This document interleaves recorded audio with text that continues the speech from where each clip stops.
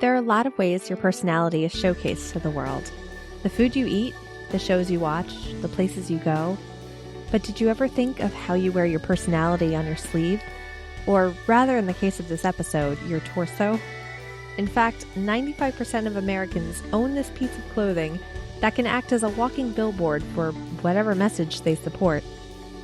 This clothing piece's history has been through the ringer, so to speak, as far as being an undergarment, then popularized by Marlon Brando as everyday wear, and is now considered a favorite among souvenirs and mementos. In fact, 9 out of 10 Americans have at least one they refuse to throw away. I'm your host, Emily Prokop, and this is the story behind the t-shirt. But first, a quick message.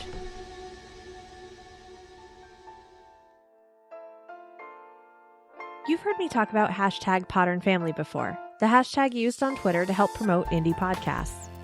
And if you're listening to this around the time it comes out, Podern Family is putting together an initiative called Podcast Shirt Day on June 3rd as a chance to wear any apparel you might own from your favorite podcast.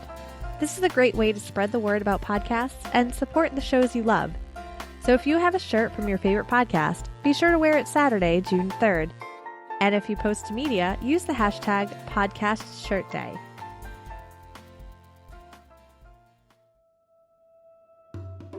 Maybe you remember seeing comedic underwear in old cartoons called union suits.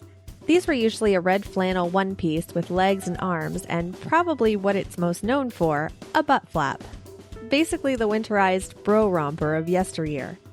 Workers in the late 1800s would cut their union suits at the waist sometimes, and just wore the top half when they didn't need as much warmth, and this is considered the beginning of t-shirts. By the turn of the century, clothes makers had found a way to create a neck hole that didn't require buttons, and could fit over one's head and snap back without getting stretched out. And in 1905, the U.S. Navy made the plain white cotton undershirt part of its required uniform, and those working in the engine rooms of ships could fashion the shirts for comfort. By World War I, the undershirt had made its way into the official uniform of the U.S. Army, and the word t-shirt was first spotted in print in F. Scott Fitzgerald's This Side of Paradise. There is a rumor that the t-shirt fell out of favor after the 1934 movie It Happened One Night, in a scene in which Clark Gable unbuttons his shirt to reveal a naked chest, but there's no factual evidence to support the decline. It was another movie from the same decade that debuted what's considered the first appearance of a graphic t-shirt. In the movie, 3 men are seen stuffing straw into a scarecrow while wearing green t-shirts with the letters OZ written on them. That movie, of course, is The Wizard of Oz. You may remember from the story behind Hoodies that it was high school jocks who popularized the hoodie as a way to keep warm. Well, it was the high school athletes who also brought t-shirts to the younger generation, since they were worn to keep padding from chafing their skin. But it was Marlon Brando's portrayal of Stanley Kowalski in A Streetcar Named Desire, first as a play, then as a movie in 1951, that's most associated with wearing a t-shirt as outerwear. And soon the t-shirt became a blank fabric canvas for businesses and brands to showcase their logos.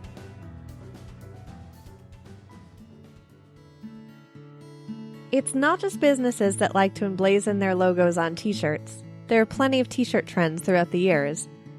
Like the Che Guevara shirt, for example. Marxist revolutionary Che Guevara's face became a popular design for t-shirts because of his association with overthrowing an oppressive government in Cuba. As I said, he did help overthrow the oppressive government, but he also helped herald in Fidel Castro's communist government instead. Those who wear his face on t-shirts as a form of rebellion and individualism may not know that it was Guevara who would round up rebellious youth on the streets and put them to work in camps.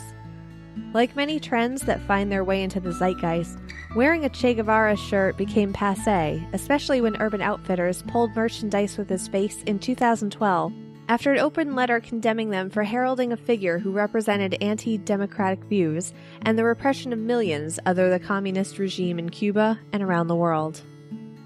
If you went to elementary school in the 1980s and 90s, you probably remember having a police officer come to your classroom, telling you about the dangers of drugs. And for your attentiveness during these visits, you were given a black t-shirt with the word DARE written on it in red, which stood for Drug Abuse Resistance Education. But if your own Dare shirt is now long gone, there's a whole website of Dare-related items available for purchase, including the classic graduation shirt, so you can relive your youth. Fashion designer Katherine Hamnett was responsible for the white t-shirt with big black letters that says "Choose Life," seen in Wham's "Wake Me Up Before You Go-Go" music video.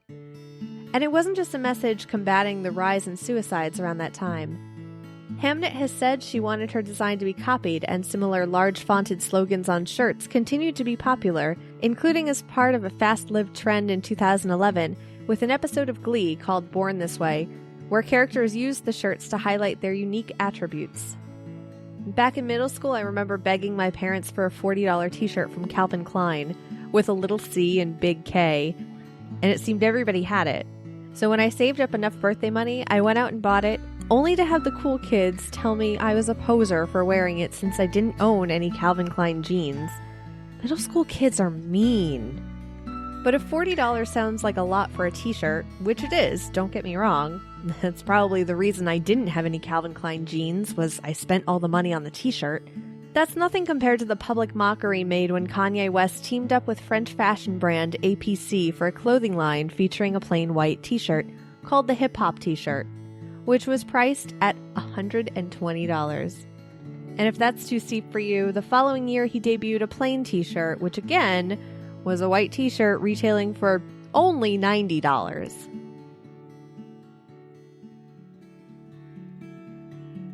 When you watch a major sporting event like the Super Bowl or World Series, you may notice the winning team celebrating their victory by donning championship hats or t-shirts right away with their team logo.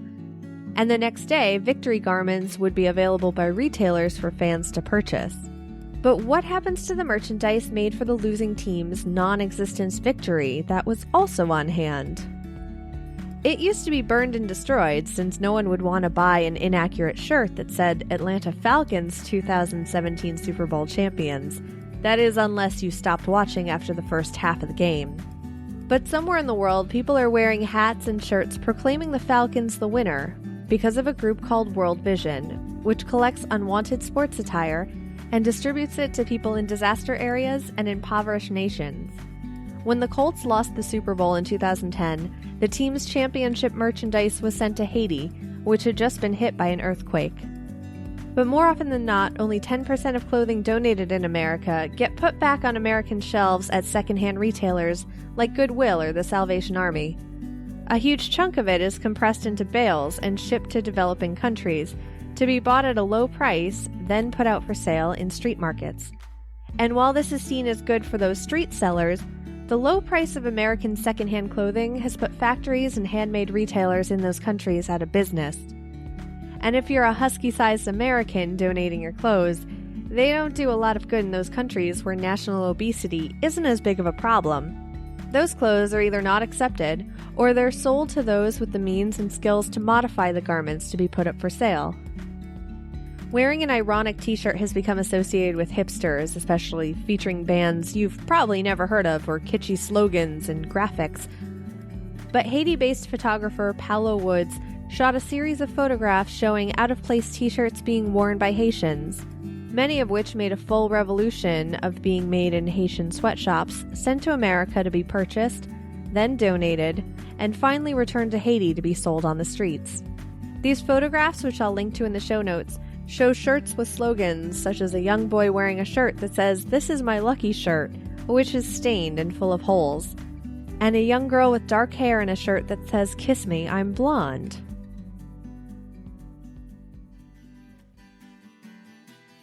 Information for this episode was sourced from abcnews.com, DazedDigital.com, Gizmodo, The New York Times, and more links which can be found in the show notes at thestorybehindpodcast.com. Follow on Facebook, Twitter, and Instagram at StoryBehindPod, or subscribe on your favorite podcast app so you'll never miss an episode. Thanks for listening.